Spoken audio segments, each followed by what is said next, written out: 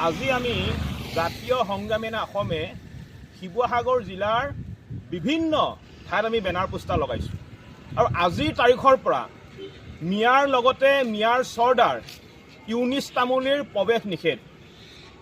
আমাৰ জাতীয় সংগ্ৰামী অসমৰ ল'ৰাই ইউনিছ তামুলীক য'তে সন্মুখতে দেখা পাব তাতে কিন্তু কাণত ধৰাই আঁঠু কঢ়াই থ'ব।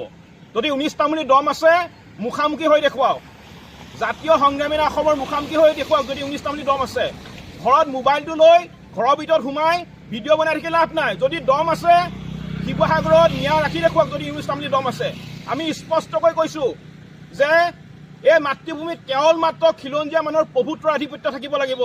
ইয়াত কোনো কাৰণতে মিয়াৰ দমভালি নচলিব আৰু মিয়াৰ হৈ ওকালতি কৰা এটাকো কোনো কাৰণতে আমি শুধাই নেৰোঁ। আমি জাতিৰ কাৰণে মৰিবলৈ আৰু মাৰিবলৈ ভয় নকৰোঁ আৰু এইবিলাক বাঘ হেনা নে মেকুৰী হেনা এইবিলাকৰ কোনো কাম নাই।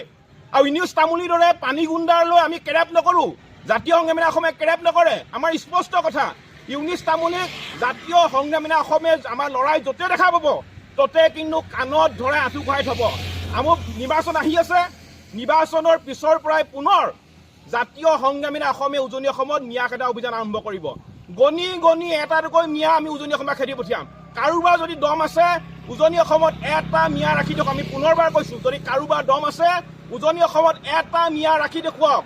নিৰ্বাচন শেষ হোৱাৰ পিছতে, ৰিজাল্ট ঘোষণা কৰাৰ পিছতে জাতীয় সংগ্ৰামী অসমে পুনৰ আমি উজনি অসমৰ পৰা মিয়া খেদিবলৈ আৰম্ভ কৰিম। ইউনিছ তামুলীক এই কথাটো কৈ আমি সকীয়াই দিলোঁ আৰু পুনৰবাৰ কৈছোঁ, ঘৰৰ ভিতৰত সোমাই মোবাইলটো লৈ ভিডিঅ' কৰি লাভ নাই। যদি দম আছে মুখামুখি আহিব লাগে, যদি দম আছে মুখামুখি আহিব লাগে।